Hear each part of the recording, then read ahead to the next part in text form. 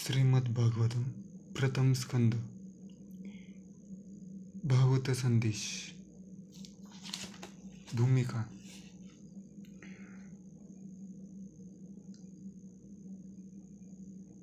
ईश्वर की अवधारणा तथा परम सत्य की अवधारणा समान स्तर पर नहीं है। ईश्वर की अवधारणा तथा परम सत्य की अवधारणा समान स्तर पर ईश्वर की अवधारणा तथा परम सत्य की अवधारणा परम स्तर पर नहीं है। श्रीमद् भागवतम परम सत्य के लक्ष्य पर निशाना साधता है। ईश्वर की अवधारणा नियंता का संकेत करती है, जबकि परम सत्य की अवधारणा आश्रय तत्व या समस्त शक्तियों के सर्वोच्च स्रोत के द्योतक है। नियंता के रूप में श्री भगवान समस्त शक्तियों से सर्वोच्च स्रोत के द्योतक है। नियंता के रूप में श्री भगवान का साकार रूप होने में कोई मतभेद नहीं है, क्योंकि नियंता निराकार नहीं हो सकता है। जैसे आधुनिक सरकार विशेष रूप से प्रजातांत्रिक सरकार को सीमा तक निराकार है, लेकिन अंततः मुख्य प्रशासन अध्यक्ष तो व्यक्ति ही होता है और सरकार का निराकार पक्ष उसके व्यक्तिगत स्वरूप के अधीन होता है। अतः जब हम दूसरों के ऊपर नियंत्रण रखने की बात करते हैं तो निसंदेह हमें साकार रूप के अस्तित्व को स्वीकार करना ही पड़ता है।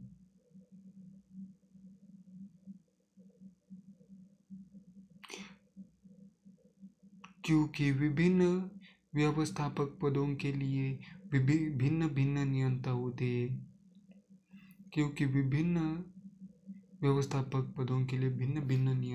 हैं। अतएव छोटे छोटे देवता अनेक हो सकते हैं। श्रीमद् भगवद गीता के अनुसार कोई भी ऐसा नियंता जिसके पास कुछ विशिष्ट अलौकिक शक्ति है, वह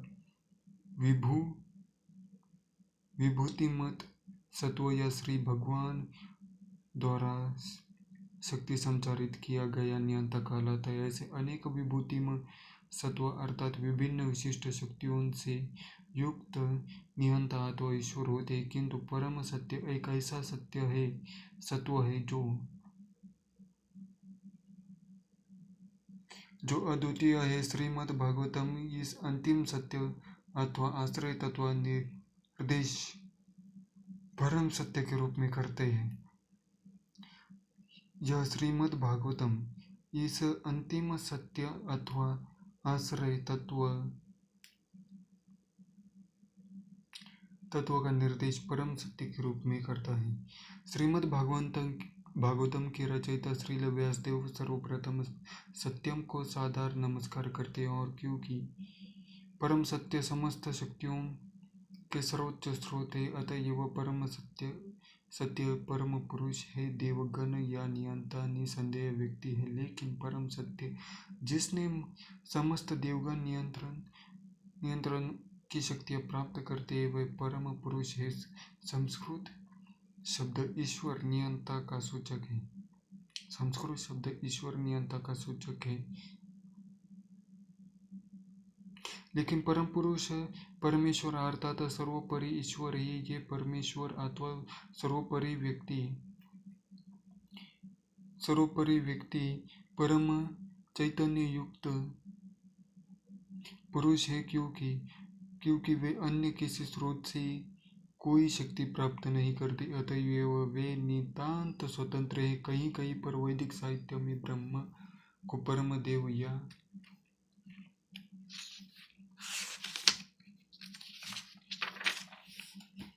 इंद्र, चंद्र, वरुण जैसे देवों का स्वामी कहा गया है, लेकिन श्रीमद् भागवतम से पुष्टि होती है कि ब्रह्मा भी अपनी शक्ति तथा ज्ञान के विषय में स्वतंत्र नहीं है। उन्हें ज्ञान की प्राप्ति उन परम पुरुष से वेदों के रूप में हुए, जो प्रत्येक जीव के निवास करने वाले हैं। वह परम पुरुष पुरुष प्रत्येक वस्तु को प्रत्यक्ष एवं अप्रत्यक्ष रूप से जानते हैं। ऐसे सूक्ष्माति सूक्ष्म जीव जो परम पुरुष के अंश स्वरूप है, भले ही अपने शरीरों या अपने बाह्य लक्षणों के बारे में प्रत्येक बात को प्रत्यक्ष या प्रत्यक्ष रूप से जान ले, किंतु परम पुरुष अपनी बाहरी तथा भीतरी दोनों लक्षणों के बारे में हर बात जानते हैं। जन्माद्यस्य शब्द यह बतलाता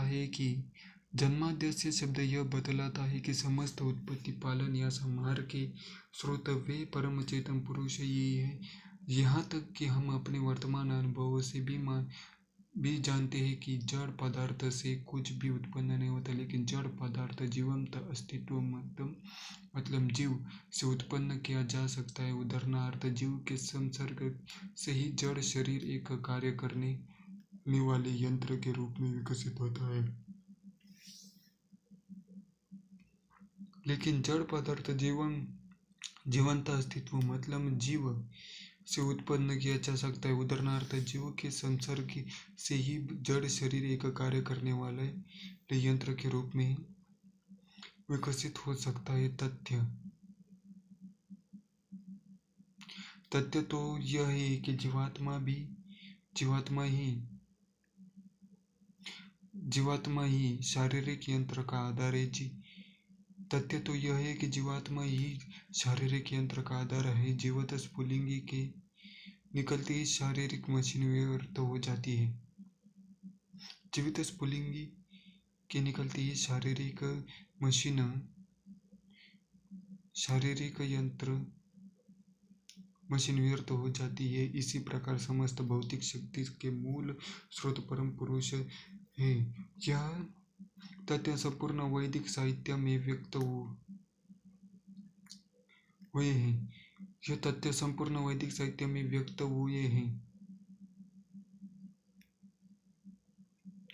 वैदिक साहित्य में व्यक्त हुआ है और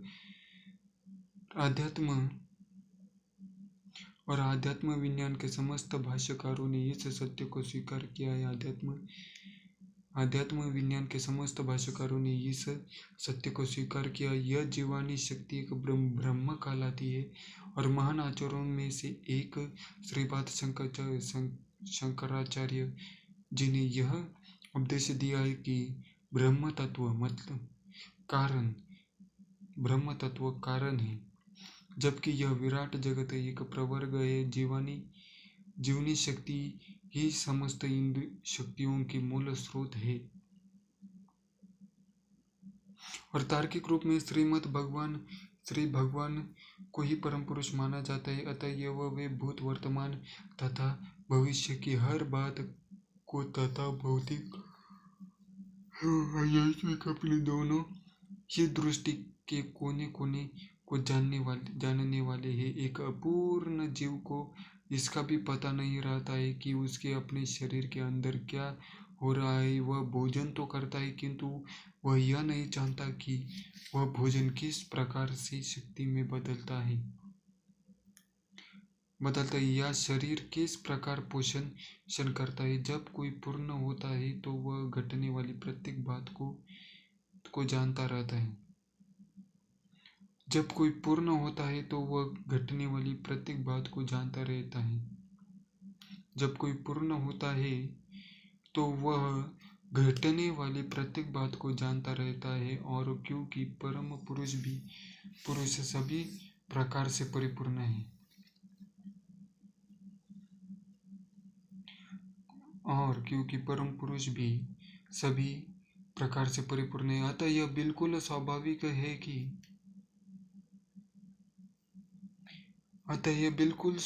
है कि वे हर बात को विस्तार में जानते हैं।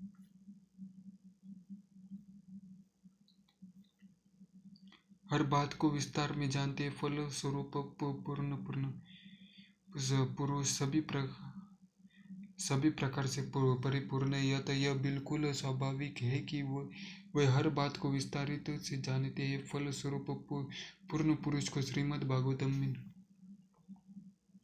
अतः यह बिल्कुल स्वाभाविक है कि वे हर बात को विस्तार से जानते हैं।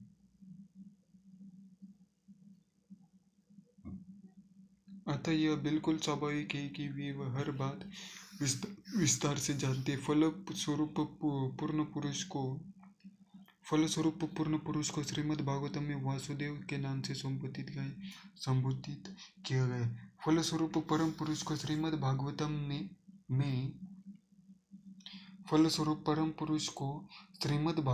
में वासुदेव के नाम से संबोधित किया गया है, जिसका अर्थ है कि वे जो अपनी पूर्ण चेतना में तथा अपनी पूर्ण शक्ति से युक्त होकर सर्वत्र रहते हैं।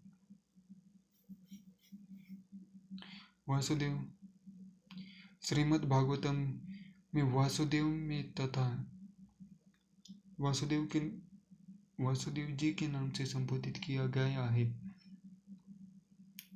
जिसका अर्थ है कि वे जो अपनी पूर्ण चेतना में तथा अपनी पूर्ण शक्ति से युक्त होकर सर्वत्र रहते हैं।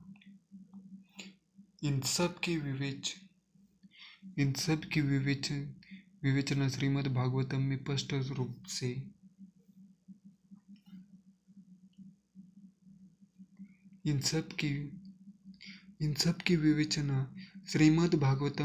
रूप से की गई है। और पाठक को इसका भली भांति समालोचना पूर्वक अध्ययन करने का पर्याप्त अवसर मिलता है। सबकी विवेचना श्रीमद् भागवतम में स्पष्ट रूप से की गई है और पाठक को इसका भली भांति समालोचना पूर्वक अध्ययन करने वाला पर्याप्त